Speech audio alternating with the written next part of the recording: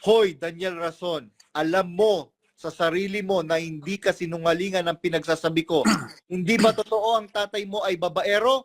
Hindi ba totoo, Daniel Rason, na ang asawa mong si Arlene Rason ay sa Japan?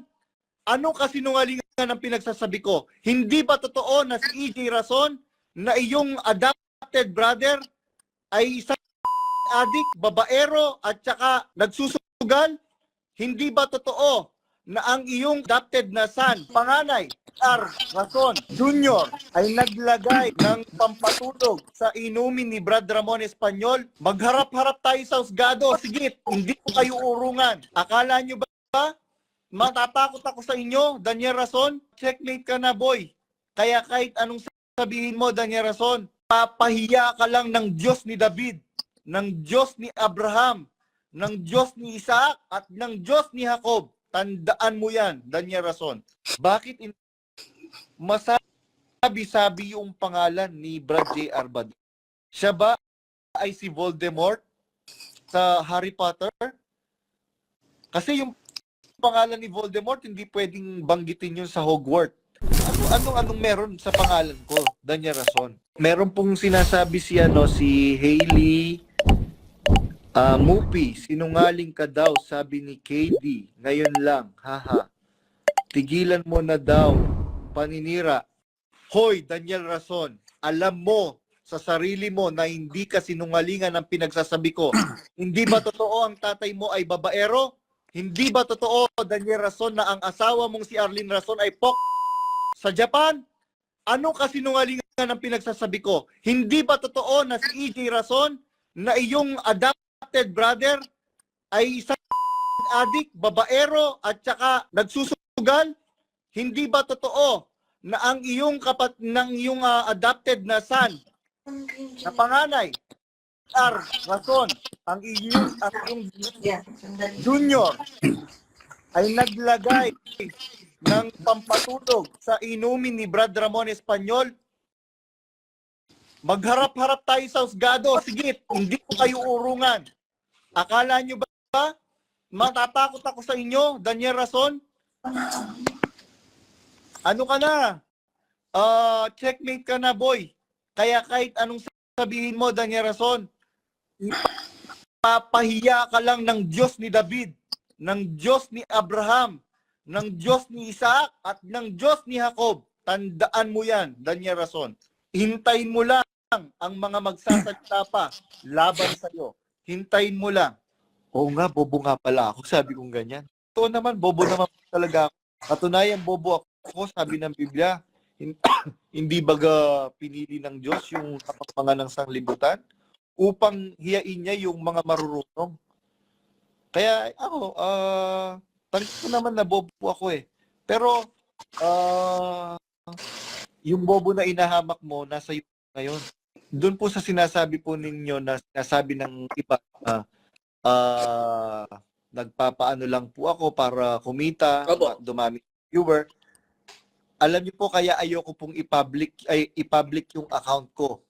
Kaya kita niyo po, na-private po yung account ko. Kasi po, unang-una, wala naman akong intensyon na kumita at pagkakitaan yung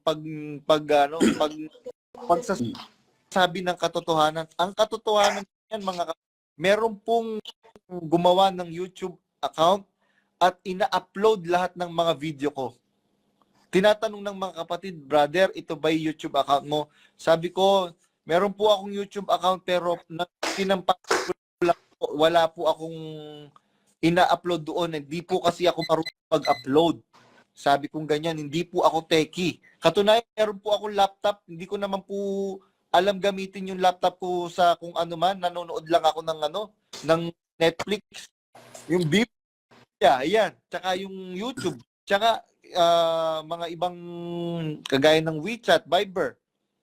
Alam niyo po, mga kapatid, wala po katotohanan po yung Unang-una, matagal na po akong kinikita ng mga kaibigan ko, mga kapatid na total, mahilig ka mag-travel, nakakapag-travel ka sa iba-ibang lugar, sabing ganyan. Magano ka, wala, hindi pa po uso, mga kapatid, yung mga vlogger na yan. mayroon na pong mga kapatid na nagsasabi sa akin, mag-ano ka, mag-document ka, i-document mo yung mga travel mo. Malaki ang kita sa ganyan. Ng kaibigan ko. Kaya lang, sabi ko, hindi kasi ako ganun, sabi kong ganyan. Mas gusto ko yung private person. Kung ano yung, gusto ko tahimik na buhay lang. Kaya lang, alam niyo po mga kapatid, as I've said earlier, nangako ako sa Diyos. Ang pangako ko sa Diyos, dadalin ko ang kaibigan kung ano man yung nalalaman ko. Dahil meron pong salita ang Diyos sa Biblia, huwag mong gagawin ang aking pinahiran. Pero noong pong ginalaw po ako ni Daniel Rason, napatunayan ko na peking pinahiran po itong Daniel Rason. So hindi po pwede, hindi ako magsalita. Biruin mo, sasabihin niya na, sa pulpito po sasabihin niya na, wala kang utang na loob. Nung nagkasakit yung mga magulang mo, pinagamot ko. Noong namatay sila, pinalibing ko, granting, without accepting yung sinasabi niya. Bakit mo kailangang isumbat? Yun palang mali ka na Daniel Rason. Yung panunumbat mo, yun palang mali ka na. Dahil ang Diyos umiibig na walang panunumbat. Tama po, bro. Yan, Daniel Rason. Diyos umiibig ng walang panunumbat. Magkakaroon lang ng panunumbat ang Diyos sa araw ng paghukom. Doon lang niya susumbatan ang lahat ng mga tao na buhay sa mundo. Tandaan yan, Daniel Rason. Ngayon, noong tinanong ko ang aking kapatid na nasa abroad, sabi ko, sino ang nagbayad ng hospital bills ng nanay at tatay at nagpalibing? Sabi po ng kapatid ko, ako. Sabi ko sa kapatid, itong si Daniel Rason, sinasabi niya, siya daw ang nagbayad ng bill at nagpalibing. So kung hindi ako magsasalita, mapapaniwala ni Daniel Rason ang mga kapatid.